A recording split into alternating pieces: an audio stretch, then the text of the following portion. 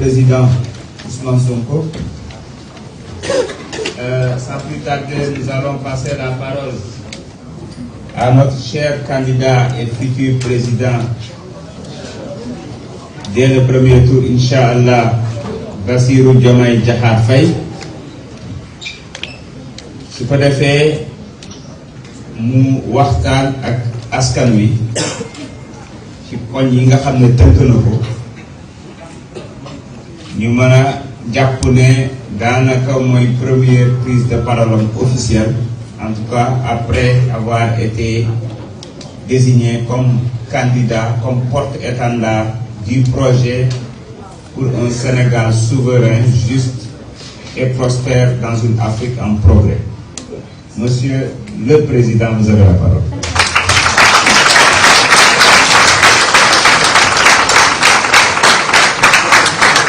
Merci beaucoup, Jean-Luc. Je voudrais, dans le sillage des propos du président Ousmane Sonko, saluer les leaders et tous ceux qui, à un titre ou à un autre, participent à cette rencontre d'échange entre le candidat que je suis et le leader Ousmane Sonko, qui est notre leader à nous tous. Je voudrais, dans le même sillage, m'incliner devant la mémoire des disparus et prier pour le repos de leur âme et pour la miséricorde d'Allah Tout-Puissant sur eux. Je voudrais attester aussi et rendre un hommage appuyé à tous ces frères qui, dans les jours du pouvoir, pendant des mois, souvent des années, ont supporté avec dignité le poids de l'épreuve. J'ai été au Cap Manuel à un moment donné avec 37 co-détenus des politiques. Beaucoup d'entre eux n'avaient même rien à voir avec les manifestations. Mais c'est par la présence soutenue de PASTEF et de la coalition à leur côté qu'ils ont fini par comprendre en s'intéressant davantage au projet, au leader que nous étions à l'intérieur avec d'autres personnes comme le professeur Cheikh Oumar Diagne, et massivement à adhérer au projet de PASTEF en prison. Ses frères et sœurs ont supporté cette épreuve, disais-je tout à l'heure, avec beaucoup de dignité. Et je pense que ceux qui sont allés leur rendre visite régulièrement peuvent aussi, au même titre que nous, en témoigner. Monsieur le Président Ousmane Sonko, je voudrais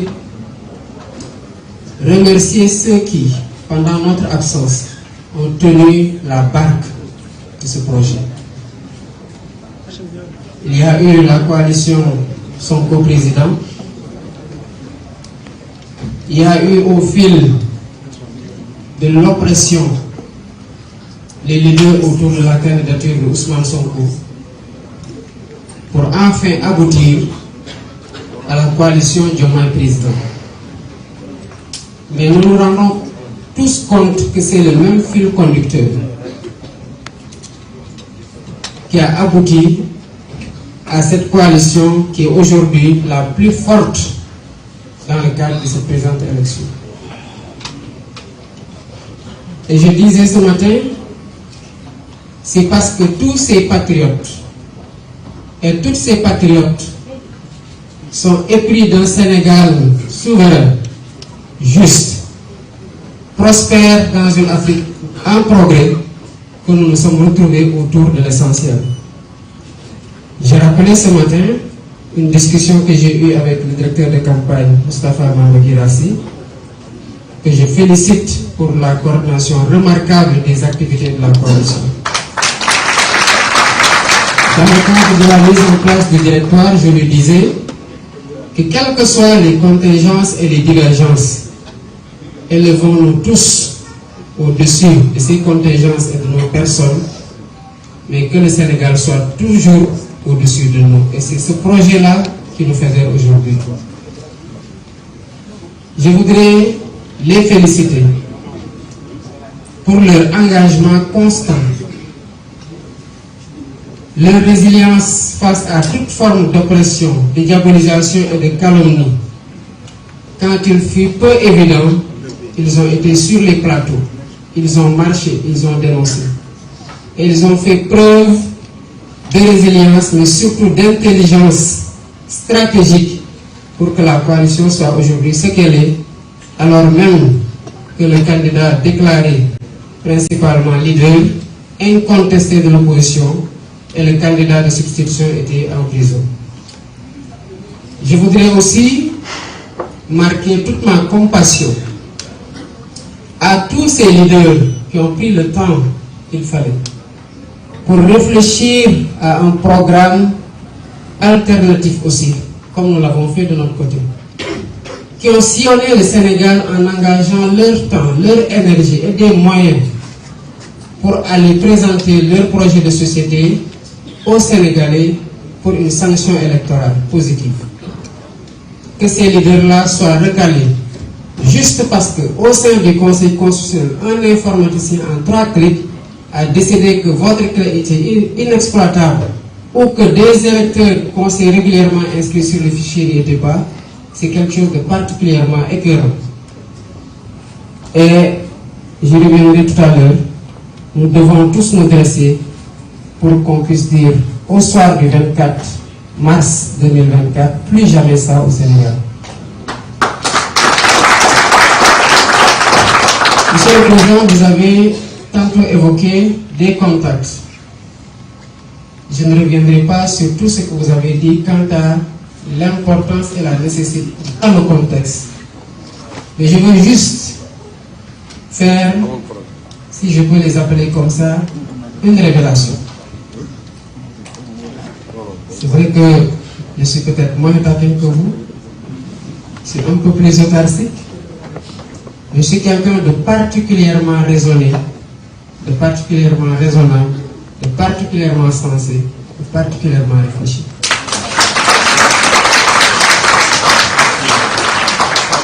Après les événements de mars 2021, Monsieur le Président Sonko, vous pourrez en témoigner. Je vous suis venu vous voir quand le président Macky Sall était en train de dire ce qui s'est passé au Sénégal ne se reproduira plus.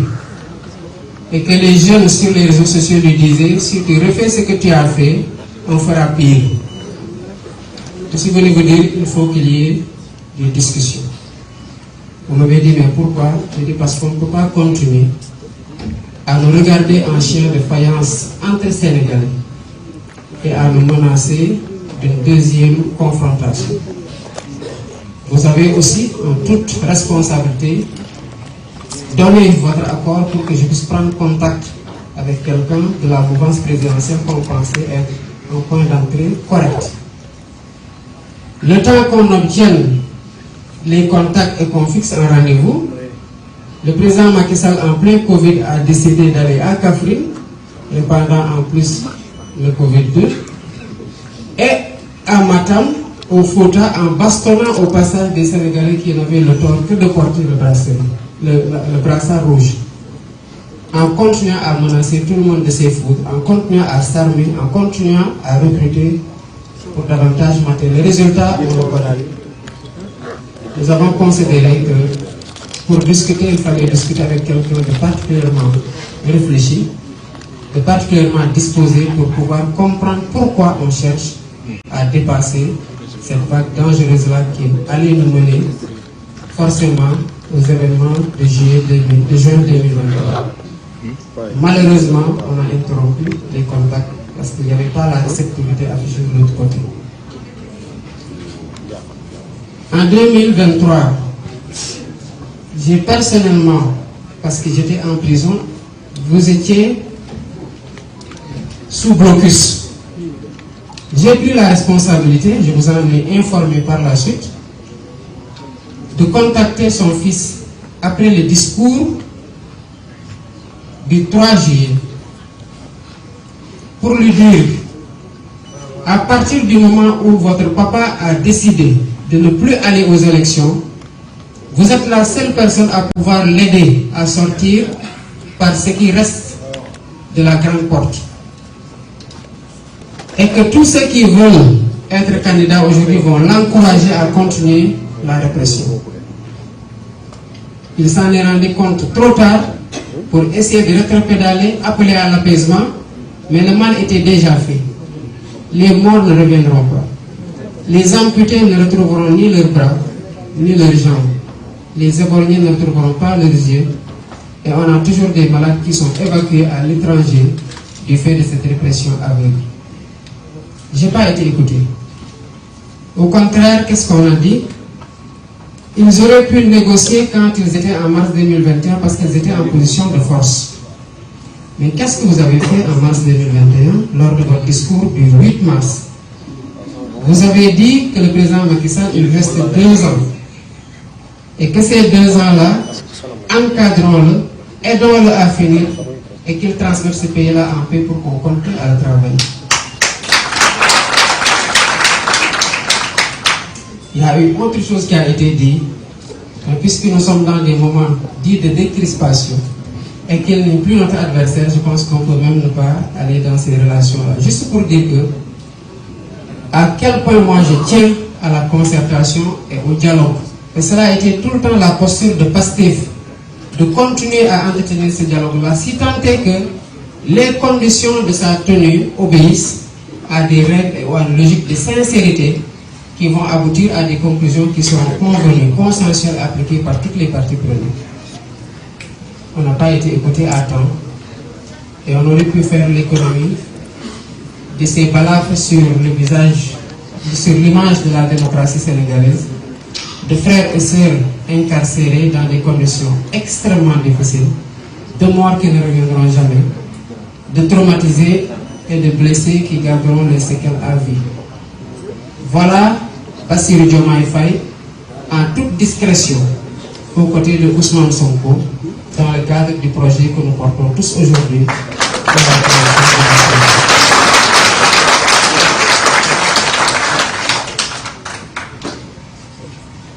Et pourtant, j'ai fait ça après avoir refusé de prendre le bracelet en prison parce qu'on me l'a proposé.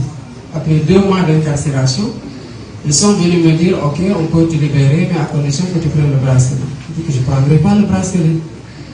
Pourquoi? Parce que je ne peux pas prendre le bracelet. Je n'ai rien fait. Quand vous aurez fini avec votre ingénieur électoral, mais remettez-moi là où vous m'aviez trouvé, à savoir mon bureau à 22h, à des heures d'arrestation illégale. Mais tout ça a été entretenu par des gens à qui ne profitait pas notre candidature. Après, ça en était pris au président Ousmane Sonko, ils s'en sont pris à moi. Même dans les chefs d'accusation de jonction de la procédure me concernant, il y a eu le vol de portable, alors que j'étais en prison.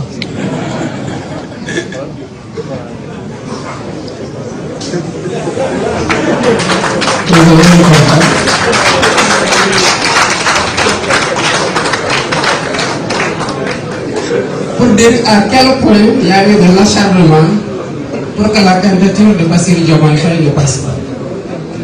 Mais parfois, certaines personnes sont déroutées quand ils sont confrontés à la logique politique du projet de Pastef qui est incarné par le président Ousmane Sonko.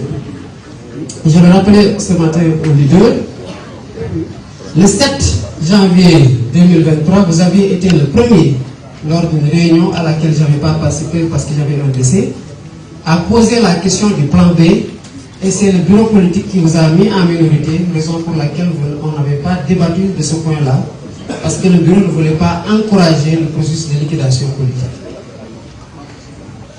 Je rappelais votre formule qui décrit la logique politique dans laquelle vous êtes tout le temps inscrit, à savoir que le Sénégal n'a pas besoin de messie ni de héros, mais d'une masse critique de citoyens qui sont conscients des enjeux.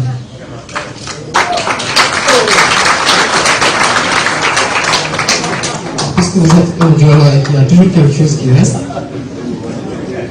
j'ai complété en disant que ces citoyens-là doivent avoir le courage d'agir pour faire changer les choses.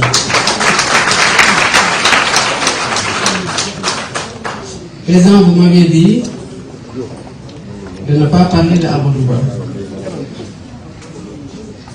Mais comme généralement je suis têtu, et qu'on n'est jamais d'accord, même si nous sommes toujours ensemble, je voudrais juste vous compléter.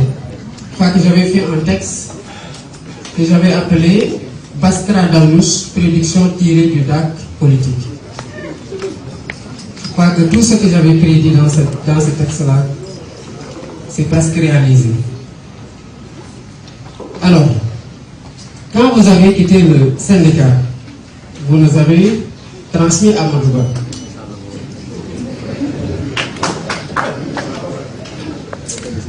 Et de la même façon que vous aviez été cette vigie-là pour réduire à sa plus simple expression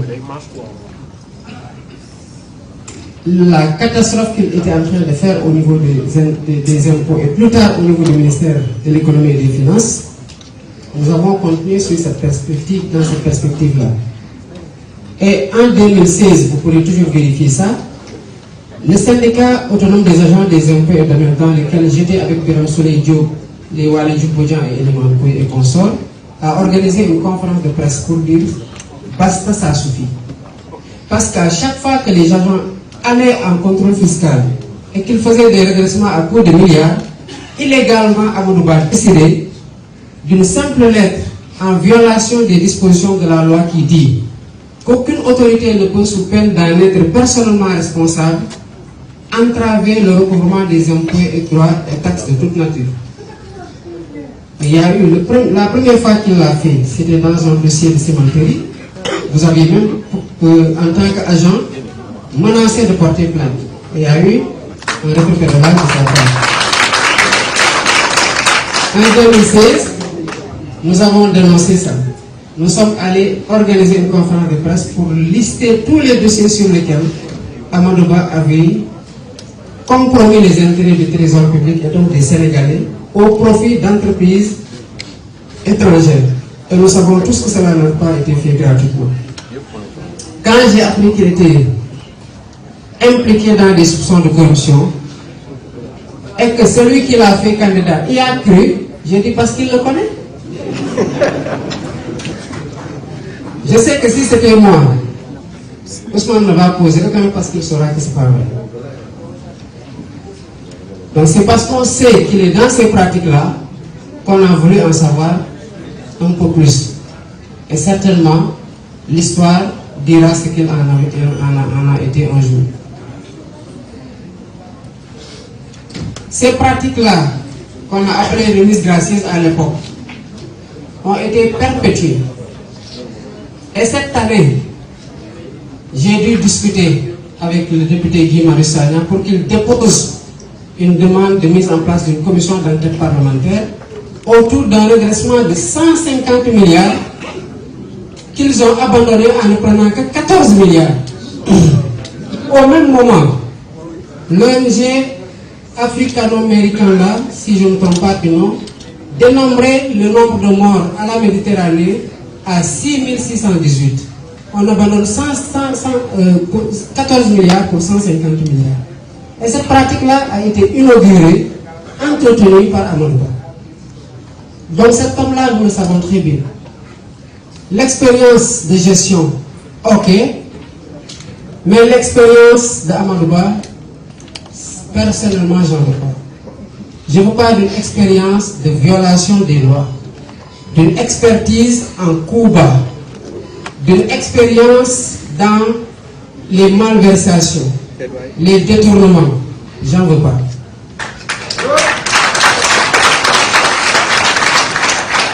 J'ai décidé, pendant 15 ans que j'ai été aux impôts, d'être un fonctionnaire orthodoxe, vertueux, sérieux et compétent au service de mes collègues dans le cadre de l'engagement syndical où j'ai contribué grandement à améliorer les conditions de travail et de vie. Il y a encore plus grave le concernant. Quand vous nous avez légué le projet de réforme du système de rémunération aux impôts, et qu'on a achevé la réforme et qu'il était question de transférer le projet au ministre du budget d'abord Abdoulaye Daouda Diallo, qui avait dit si vous entendez, si ça arrive ici, je vais signer. Amadou Ba n'était pas pour la réforme, mais il ne pouvait pas résister aux syndicats et à la demande interne de la DGID. Qu'est-ce qu'il a fait? On lui a mis la pression parce que le ministre nous avait dit j'ai pas reçu. On l'a interpellé, il a dit j'ai transmis. Sous notre pression, vous savez ce qu'il a fait? Il a fait une fausse lettre de transmission antidatée, numérotée, signée de sa main pour nous la donner. Quand on a vu les chiffres, la numérotation par rapport à des lettres antérieures qu'on avait échangées et à la date, on a su que ce n'était pas vrai. Et demander aux agents des impôts et domaines à cette époque-là, à savoir en 2014, ils vous diront qu'on avait même attaqué ça dans l'intranet de la DGID. Il y a encore pire, mais je m'en arrête là. Le projet pour lequel vous avez fait le choix, qui entre en droite ligne de votre logique politique. Vous n'avez jamais mis en avant votre propre personne.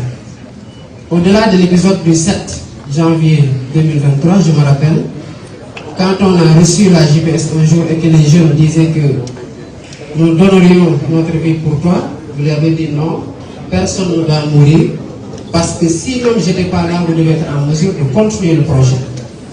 Et il y a eu chaque fois d'autres épisodes où vous avez mis le projet en avant, vous êtes mis en retrait pour montrer à tous ceux qui gravitaient autour de l'organisation que l'important, ce n'est pas la personne. Comme vous l'avez dit tout à l'heure, l'important, ce n'est pas vous. L'important, ce n'est pas vous. Et si ça ne tenait qu'à ça, ces braves hommes et femmes qui sont aujourd'hui regroupés autour de la coalition Diomaye n'auraient pas continué le formidable travail qu'ils ont fait pour maintenir le bateau à flot pendant que nous étions empêchés, pendant qu'on nous avait mis toutes les restrictions à Saint-Denis, qu'on nous a interdit de téléphoner pour parler de politique, pour citer mon cas. Ce projet-là ne doit pas accepter qu'autour de certaines questions, qu'il y ait des tabous. On ne peut pas, 63 ans après, avoir la peur d'adresser des questions qui nous concernent et qui sont un pan important de notre souveraineté, à savoir la souveraineté monétaire.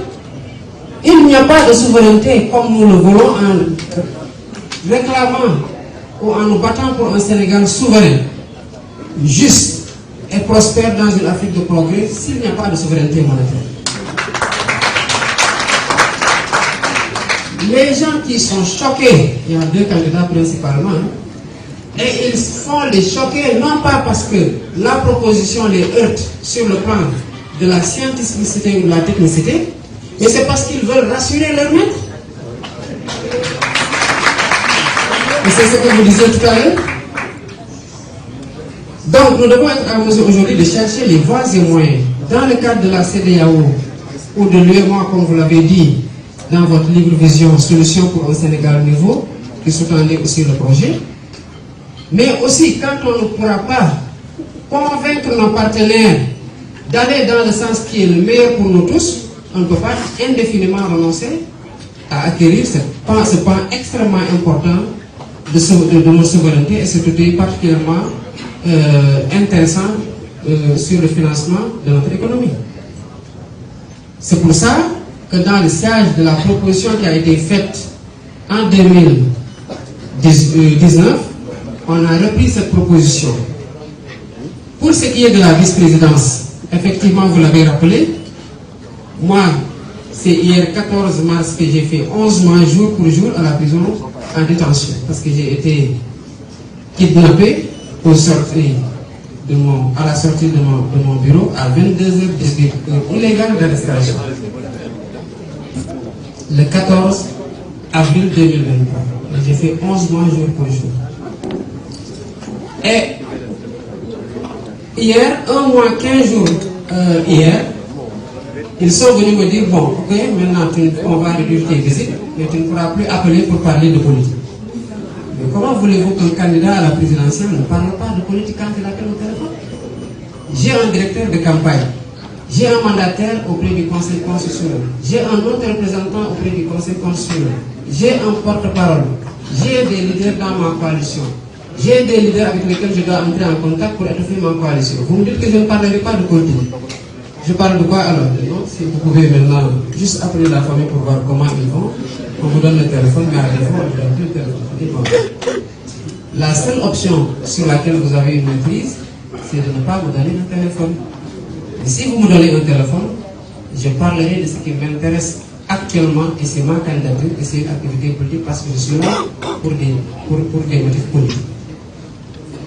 Donc, il y a des points sur lesquels on n'a pas pu particulièrement, comme on l'avait fait en 2019, discuter à bâton rompu entre vous, le candidat que je suis, d'autres personnes et même les leaders, pour pouvoir les moduler comme on l'aurait souhaité. Mais sur le plan de l'idée générale, compte non tenu de toutes contraintes qui peuvent intervenir ultérieurement ou dans le processus, je pense qu'on est sur la même ligne directrice sur laquelle nous voulons depuis notre entrée en politique. Et c'est quelque chose que nous partageons, je crois que dans notre large majorité, avec les leaders qui sont de ce bord-là, qui sont d'autres bords politiques, et qui partagent le même idéal démocratique que nous, et le même idéal souverainiste que nous. J'ai entendu des gens dire que le poste de vice-président est taillé sur mesure pour le président Ousmane Sonko. Est-ce qu'ils ont lu vraiment le programme? Parce que le programme dit que le vice-président que nous avons proposé doit être élu en tandem avec le président. Or, là, je ne crois pas que le président soit en tandem avec moi pour être élu. Donc, ça ne peut pas concerner le président quinquennat. Si ça devait entrer en vigueur dans le format proposé, il n'en sera ainsi qu'en 2029. Et dans ce cas-là, il serait le fruit de larges concertations. Parce que moi, je crois au dialogue. Quand il est franc, sincère, et quand il a un objectif à partir duquel on veut tirer quelque chose de consensuel pour être dans une dynamique progressiste pour ce pays-là. Alors, quand les deux politiques mais ce qu'il y a à comprendre, et ça, on n'attendra pas 2029 pour le faire. Dans le diagnostic de tous nos programmes, et cela a été ressorti en 2013, où nous n'étions pas encore en politique. Le projet de réforme, la Commission nationale de réforme des institutions, la CNRI, a rendu ses conclusions en décembre 2013. En ce moment-là, je pense qu'on était dans l'écriture des statuts de PASTEF, parce qu'on a fait l'Assemblée générale de PASTEF le 4 janvier 2014. Donc, pendant que la CNRI faisait observer que le président de la République au Sénégal concentre trop de pouvoir et écrase tous les autres pouvoirs, on n'était pas encore en politique. Donc ce constat-là, si 10 ans après, on le partage aujourd'hui, de sorte à devoir chercher à y remédier, et c'est parce que ceux qui sont là n'ont pas pris en charge les conclusions de la réforme, de la Commission nationale de réforme des institutions. Et on se rappelle tous de ce qu'il avait dit quand il l'a reçu. Je ne prendrai que ce qui m'intéresse. Il nous faut donc réduire les pouvoirs du président de la République. Et si on a un candidat qui va être transparent, qui n'attend pas d'être élu pour supprimer un poste de Premier ministre, pour le reconduire après, mais qui dit que dans la perspective de la réduction du pouvoir du président de la République, même si la Commission nationale de réforme des institutions dit simplement au sein de l'exécutif qu'il faut rééquilibrer les pouvoirs. Parce que l'institutionnalisation du gouvernement dans la Constitution de 2001 même procédait de cette logique-là, de renforcer le pouvoir, le gouvernement, et de rééquilibrer un petit peu avec le président de la République. Ce qui n'a pas été fait. Donc il propose qu'il y ait ce rééquilibrage-là entre le président de la République et le Premier ministre. Donc s'il y a quelque chose qu'on aura à nous reprocher, en tant que président de la République, ce sera de nous délester de beaucoup de pouvoir pour rééquilibrer avec celui qui sera le Premier ministre sous mon magistère. Mais je disais qu'il fallait aller plus loin. Et c'est effectivement parce qu'il n'y a pas eu ces échanges-là qu'on n'a pas, qu'il y a des aspects que vous avez relevés tout à l'heure avec pertinence qui n'ont pas été ressortis. Mais la logique reste qu'il faut réduire les pouvoirs du président de la République. Donner plus de prérogatives au Premier ministre pour lui permettre de conduire correctement ses missions, d'remplir correctement ses missions, et surtout de mettre un terme au fait que le président de la République écrase de tout son poids les autres pouvoirs, à savoir le législatif et le judiciaire. Je pense que ces 2 dernières années-là, l'essentiel de tout ce qu'on a connu au Sénégal est dû à des décisions de justice. On en est arrivé même, pour illustrer le fait que le président de la République écrase les judiciaires, que des décisions rendues par des juges ne soient pas appliquées. Parce qu'on était juste dans une logique d'adversité et de liquidation d'un adversaire politique, que le président qui est le patron de l'exécutif et donc de l'administration a dit aux agents de l'administration de ne pas appliquer la décision de justice. Donc, ces faits-là doivent cesser. Et on rendrait un grand service à ce pays-là. On perd beaucoup de vies dans ce pays, beaucoup de blessés, beaucoup de dégâts, beaucoup d'énergie négative, et finalement on est en train de compromettre ce qu'on a de plus sérieux, à savoir la cohésion nationale. Juste parce qu'on veut concentrer plus que ce qu'elle ne peut supporter en termes de pouvoir. Le meilleur service qu'on peut rendre à ce pays-là, c'est de restaurer la dignité de la justice. Le meilleur service qu'on peut rendre à ce pays-là, c'est de rééquilibrer ces pouvoirs-là pour que le Sénégal soit une vraie démocratie. Et je m'engage à ça. Et j'ai lu beaucoup de programmes de candidats qui ne sont finalement pas été pris ou qui sont pris, comme le cas de doyen Habib et du président Cheikh Tidiane Dièye. Nous arrivons tous aux mêmes conclusions et à la même solution, fondamentalement.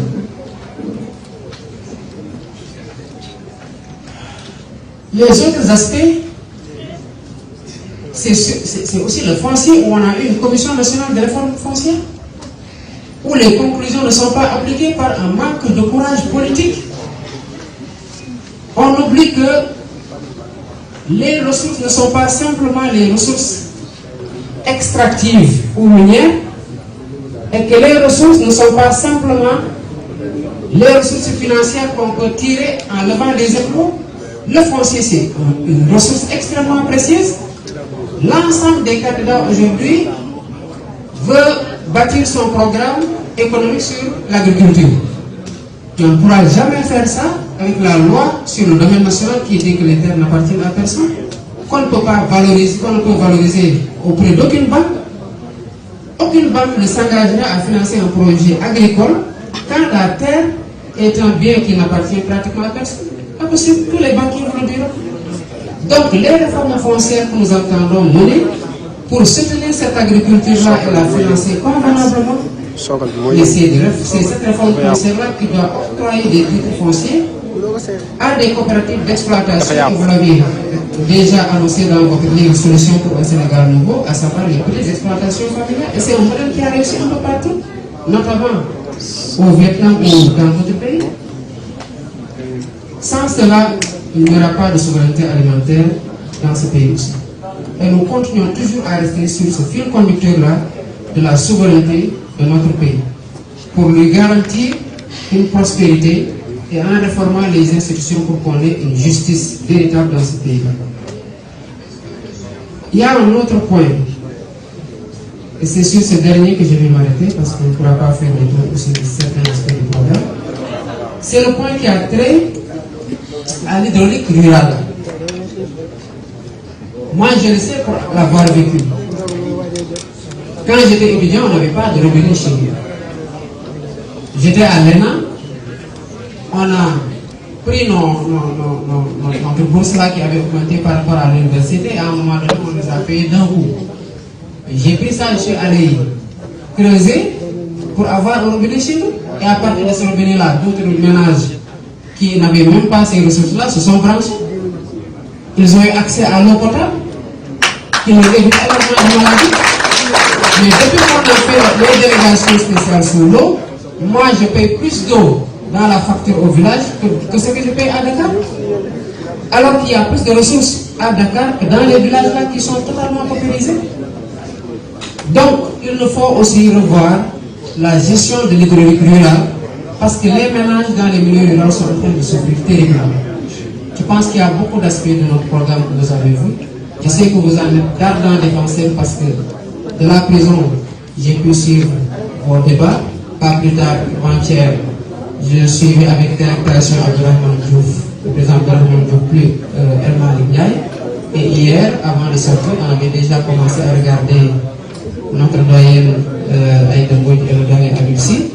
Et je vois que partout, vous avez tous été d'excellents défenseurs de ce programme-là. Et cela atteste simplement d'un fait, pour conclure, c'est que nous tenons tous sur la même corde.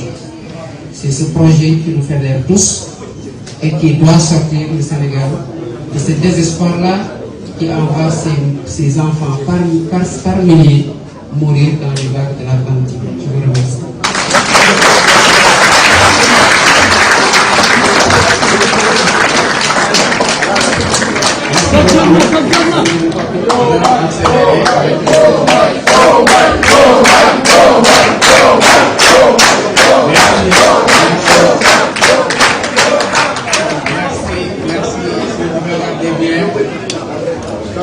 Birame Souleye ne tient plus.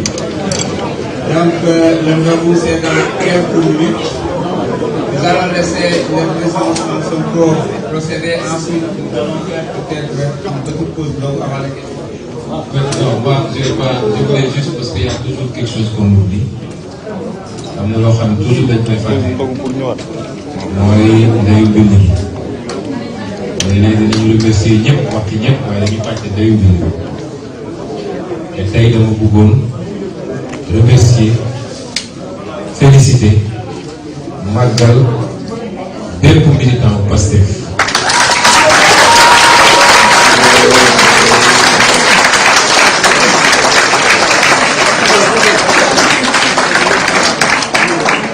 bépp militant ak militant bu Pastef jàmbaar bi la góor ngeen patriotisme bi ñuy wax dëgg wane ngeen ko. leen masa bu baax ndax li Pastef subir ci at yi di pour Sénégal ba léegi amul formation politique bu ko subir waaye taxul kenn xarit taxul kenn démissionné taxul kenn transhumé ku ci génn kaso ki lay gën a am détermination kon bu dee dem nañ ba lii am nga ñëpp ñëw jàpp si ñu fekk ne nekkoon fii je vous rends un vibrant hommage te suñu xel toll na ni ku ngeen gunge rek dinañ gis mu jëm soobee merci beaucoup.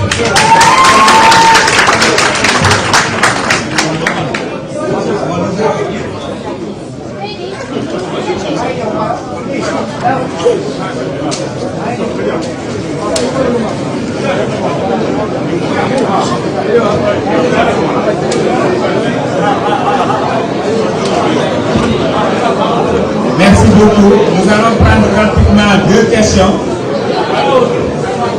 avant de clôturer l'événement parce que c'est l'heure du logis. Apparemment, oui, Al Jazeera. Ah, c'est pour AP. Il y a un micro-baladeur là-bas. C'est bon, donc j'ai pris 2. Al Jazeera et BBC.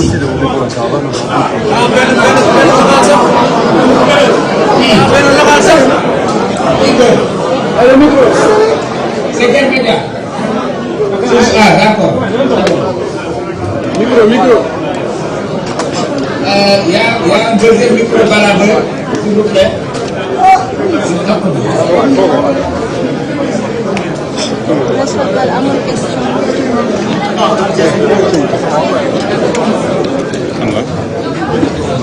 Ñi nga seen téléphone Rapidement, vous enchaînez avec chaque une question. Oui, Source A. Bonjour, bonsoir, je suis Amadouja, journaliste au quotidien Source A. Monsieur le Président Sonko, bienvenue parmi nous, ainsi que votre candidat,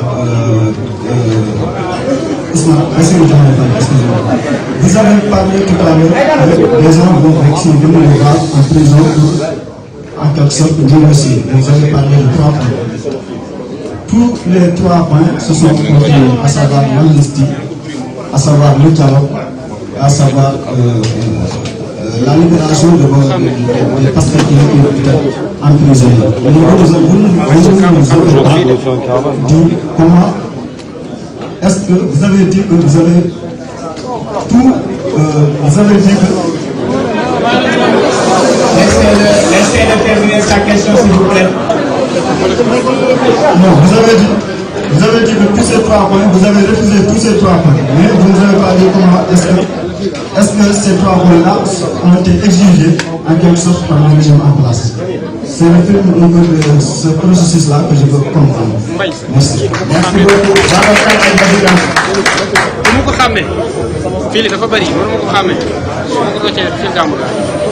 Bonsoir, Président Bassirou Diomaye Faye. Alors cette fois-ci c'est pour AID, Agence de la presse américaine.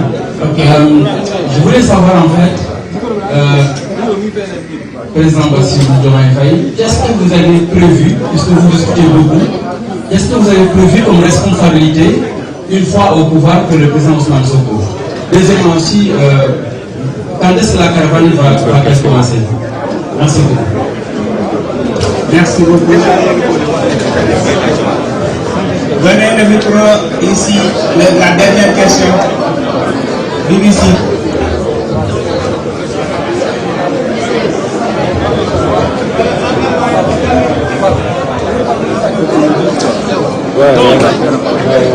Parce qu'il a 19 ans, parce que j'entends aujourd'hui aussi.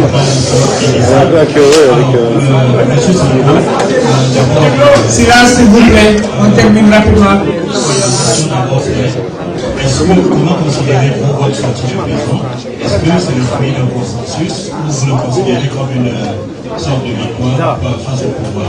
Ensuite, pour M. Faye, je voudrais savoir, vous allez à une élection très ouverte, selon les experts, avec pour la première fois la France d'un président sortant. Je voudrais savoir, j'ai entendu M. Sonko parler de victoire au premier tour. Au cas où il y aurait comme effet, Merci beaucoup. Passez le micro rapidement.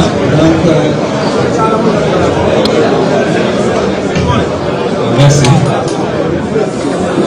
Je crois qu'il est pratiquement à l'heure de la rupture. Oui, répondez quand même.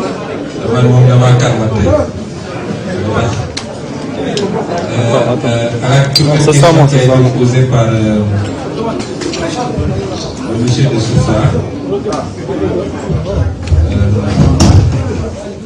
vous savez, moi, on n'exige rien.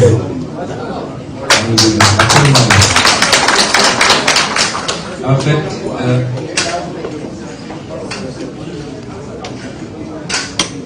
des gens sont venus portant des messages, des contacts pluriels ont eu lieu, et autour de 3 points de discussion. Je n'ai été voir personne qui me connaissait, que je n'ai jamais été voir quelqu'un, ni religieux, ni politique, ni société civile, pour leur dire que je veux ceci ou j'ai besoin de cela. Ils ont toujours été ouverts, et lorsque des gens se présentent, nous les écoutons. Et sur ces 3 points-là, je n'ai pas parlé de libération des détenus d'air, ça n'en faisait pas partie.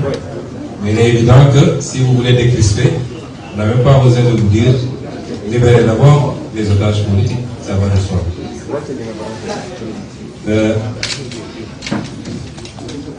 Il n'y a pas eu d'exigence. Il m'a été dit que sur proposition, d'ailleurs, c'est comme ça qu'on l'a présenté, sur insistance de membres de l'opposition et quelques personnes de la société civile, il était proposé de reporter les élections pour notamment que quelqu'un comme moi et un autre candidat puissent réintégrer le jeu. Ma réponse a été très claire. Je n'ai pas besoin de revenir sur ça.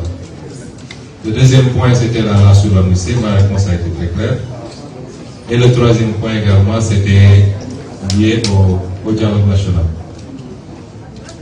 Évidemment, ça ne s'est pas posé en termes d'exigence. Il n'y a pas eu de troc. Nous n'avons donné aucune contrepartie à qui que ce soit. Si je devais donner des contreparties, ce serait peut-être demander à ce que la loi sur l'amnistie soit votée. Je serais accepté de jouer le jeu du report parce que je le pouvais. Si je voulais jouer le jeu du report, j'aurais pu le jouer. Mais à aucun moment on a joué ce jeu. S'il y avait report, je serais le principal bénéficiaire en tant que candidat. Parce que nous avons un candidat qu'on a mis en scène parce que simplement le candidat titulaire indiscutable au sein du parti avait été écarté. Et donc, si les problèmes qui s'étaient posés venaient à être effacés, il est évident que j'aurais été remis en scène et je serais le candidat du parti. Et ça ne poserait aucun problème parce qu'avec Bassirou, on a discuté tous les jours là où nous étions. Et je tiens à lui rendre hommage parce que jusqu'au dernier moment, il a souhaité cela. Et même après, je me rappelle un jour, je l'ai fait venir et je lui ai fait le compte rendu de mes discussions avec l'autre camp. Et il m'a dit, ma seule préoccupation, est-ce que l'affaire là pour laquelle ta candidature avait été écartée, est-ce que ça va être couvert par la loi d'amnistie? Et il est allé plus loin. Moi j'ai dit à nos députés, si les crimes de sang et les actes de torture sont inclus, ne votez pas. Et lui, il a convaincu un député, il a dit, j'ai bien réfléchi. C'est après qu'il m'en a parlé. Dans tous les cas, il faut voter cette loi parce que nos gosses sont en train de souffrir, parce qu'il nous faut reprendre nos résidences. Il a été plus loin que moi sur cette question-là. Mais nous n'avons donné aucune contrepartie à qui que ce soit. Et je tiens à dire qu'également, nos vis-à-vis nous ont respectés dans nos positions. À chaque fois qu'ils expriment un refus par rapport à une question, ils acceptaient notre position et ça ne les empêchait pas de revenir pour discuter sur nos questions. Il y a eu une volonté de décrisper, comme on a dit. Et ça permet de répondre à l'autre question. Dans cette affaire, il n'y a pas de dictateur ou de vaincu. Nous considérons que nous avons suivi notre destin, nous allons continuer à le suivre. Il était dit qu'on passerait par ces étapes. On n'en est pas sorti moins grandi qu'avant. Donc, ce n'est que le destin que nous suivons. Nous nous battons quand il faut nous battre. J'ai donné tout à l'heure une illustration coranique, même si on peut l'appeler ainsi. Moi, je suis fondamentalement croyant. Je suis imparfait, comme chacun d'entre nous. Mais sur certaines questions, je m'en remets exclusivement à Dieu. Et ce qui doit se faire, c'est ça. Donc, c'est pour dire que nous ne considérons pas les choses. La seule victoire, ce n'est même pas quand on va gagner le 24, Inch'Allah. C'est à la fin de notre premier mandat. Et on verra quelle appréciation de faire.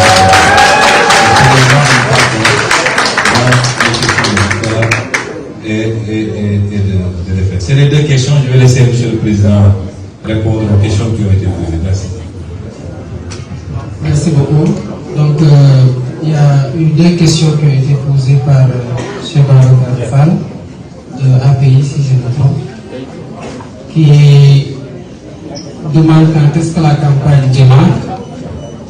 Dans l'agenda dont nous disposons jusqu'au moment où je parle, après cette conférence de presse-là, on doit continuer la campagne parce que la campagne avait déjà démarré.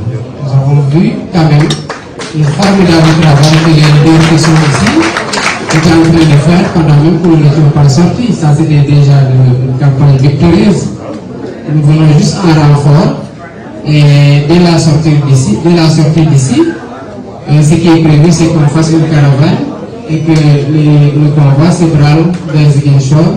On devrait normalement le revenir à Dakar que le vendredi ou le jeudi au plus tôt.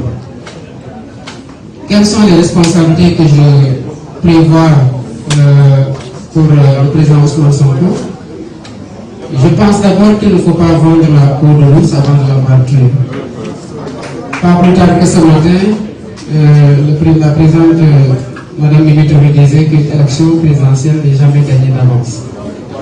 Mais au-delà de ça, je pense que même en cas de victoire, je m'en remets aussi à la sagesse de Madame le Premier ministre. N'est-ce pas qu'il y a des consultations où on voit ce qu'il faut donner à Damboud, ce qu'il faut donner à Elmane, et on n'en est pas encore là. Donc je ne veux pas épiloguer sur un seul cas qui refuse à son corps défendant depuis des années, de la rubrique tout à l'heure. Ce n'est pas une question de Ousmane Sonko. Même les réformes institutionnelles que nous proposons sont des réformes qui transcendent nos petites personnes. Pensons au Sénégal.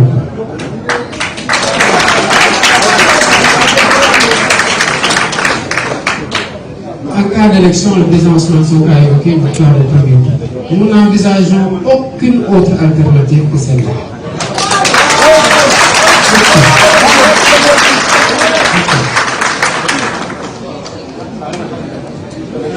Merci beaucoup.